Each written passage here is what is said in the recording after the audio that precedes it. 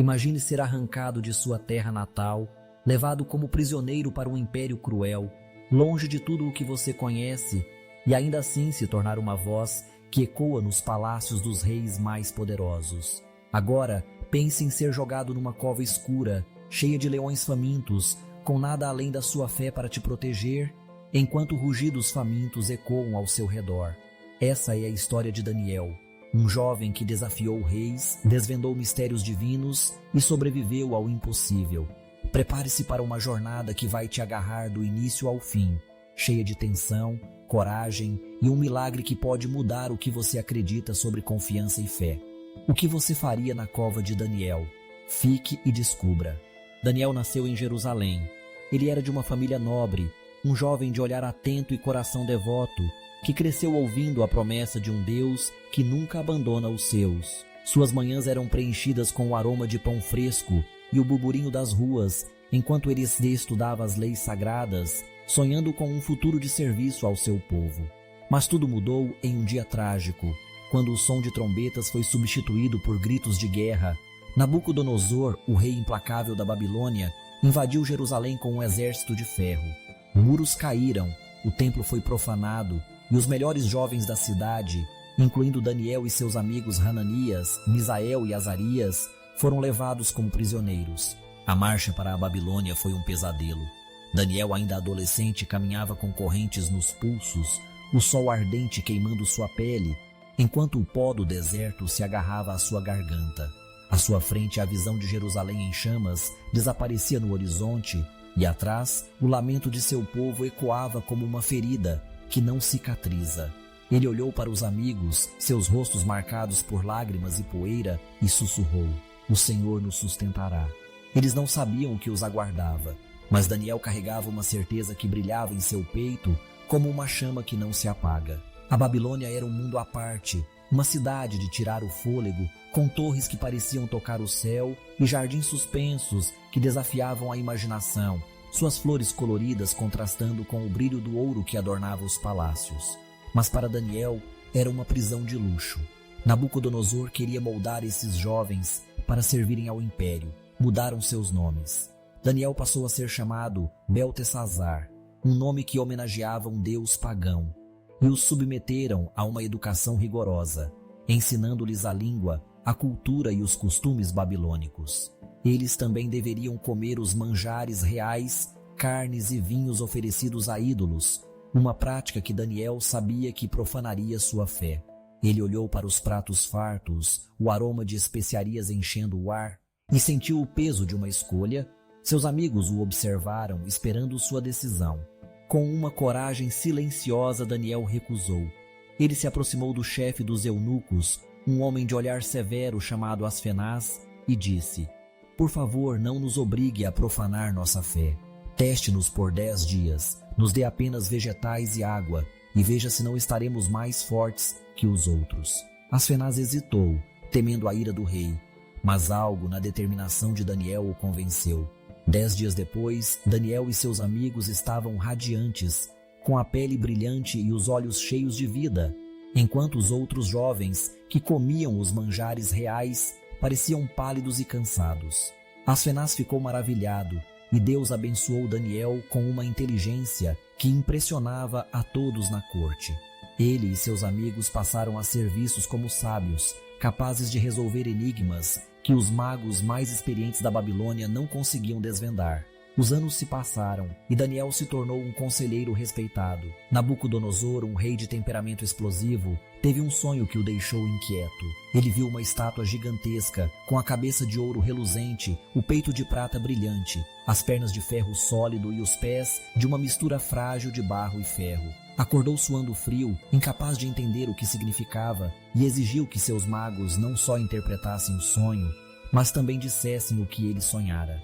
"Ninguém pode fazer isso", protestaram eles, tremendo de medo.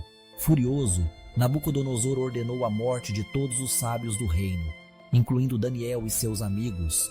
Quando a notícia chegou, Daniel não se desesperou.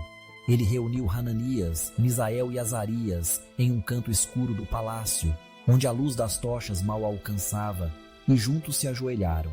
"Vamos clamar ao Senhor", disse, sua voz firme como uma rocha. Eles oraram com fervor, suas vozes misturando-se em um sussurro que parecia atravessar os céus. Naquela noite Daniel teve uma visão. O sonho de Nabucodonosor lhe foi revelado. A estátua representava uma sucessão de impérios, a Babilônia, seguida por outros reinos, até que os pés frágeis de barro e ferro seriam destruídos por uma pedra vinda do céu, que cresceria até se tornar uma montanha eterna, o reino de Deus. Daniel acordou com o coração acelerado, agradecendo ao Senhor pela resposta. No dia seguinte ele foi levado à presença do rei. Nabucodonosor, sentado em seu trono de ouro, com olhos que pareciam queimar de impaciência, perguntou: "Podes me dizer o que sonhei?" Daniel, com uma calma que desarmava até os guardas ao redor, respondeu: "Nenhum homem pode, mas há um Deus nos céus que revela mistérios." Ele descreveu o sonho com detalhes e então explicou seu significado. Nabucodonosor, atônito, exclamou: "Vosso Deus é o maior de todos." Elevou Daniel a governador de toda a província da Babilônia e chefe dos sábios, enquanto seus amigos receberam cargos de honra. Mas a maior provação de Daniel ainda estava por vir. Décadas se passaram e a Babilônia caiu para os medos e persas. Dário, o novo rei, assumiu o trono, um homem astuto, mas de coração mais brando que Nabucodonosor. Ele viu em Daniel uma sabedoria rara e o colocou acima de todos os príncipes do reino, tornando-o o segundo no comando. Essa posição despertou a inveja dos outros líderes, homens de olhares sombrios e corações cheios de veneno. Eles sabiam que não podiam acusar Daniel de corrupção, pois ele era íntegro, mas conheciam sua fraqueza, sua fé inabalável. Observavam como Daniel, 3 vezes ao dia, subia ao seu quarto, abria as janelas voltadas para Jerusalém e se ajoelhava, orando com uma devoção que parecia iluminar o espaço ao seu redor. "É aqui que o pegaremos", sussurraram entre si. Eles elaboraram um plano cruel. Convenceram Dário a assinar um decreto. Por 30 dias, ninguém poderia orar a qualquer deus ou homem, exceto ao rei, sob pena de ser jogado na cova dos leões. Era uma armadilha perfeita, pois sabiam que Daniel jamais quebraria sua aliança com o Senhor. Quando o decreto foi anunciado, Daniel ouviu em silêncio. Ele poderia ter escondido suas orações, fechado as janelas, sussurrado em segredo, mas isso seria negar quem ele era. Subiu ao quarto como de costume, abriu as janelas para que todos vissem e orou com a mesma voz firme: "O Senhor é meu escudo."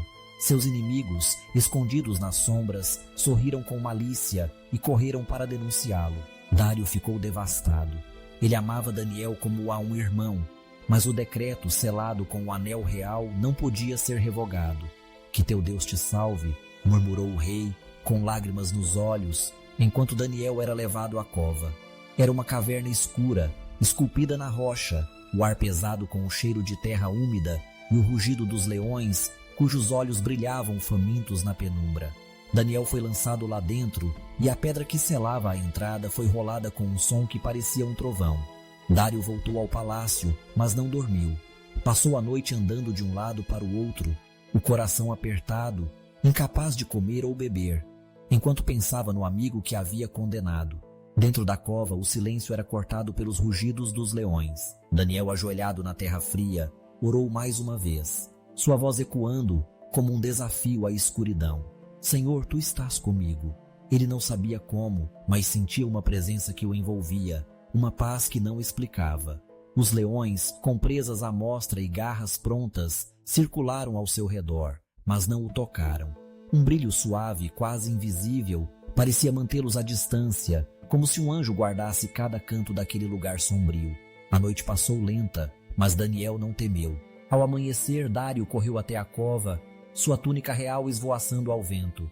"Daniel, servo do Deus vivo, ele te salvou?" gritou, a voz tremendo de esperança e medo. Um silêncio pesado pairou no ar, até que uma voz calma e firme respondeu: "Sim, meu rei.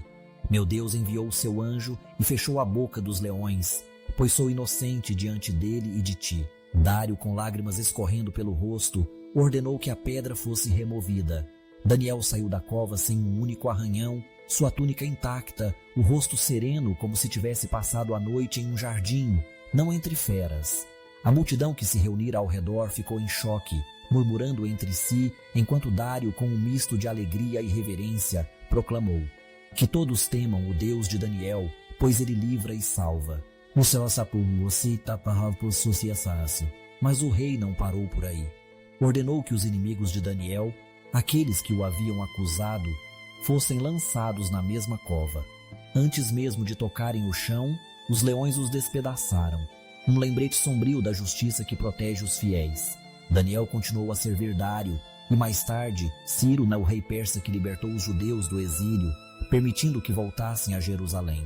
Sua influência atravessou impérios, e sua vida se tornou um farol de fé em tempos de trevas. Se essa história te tocou, inscreva-se no Storal Histórias e Lições para a Vida.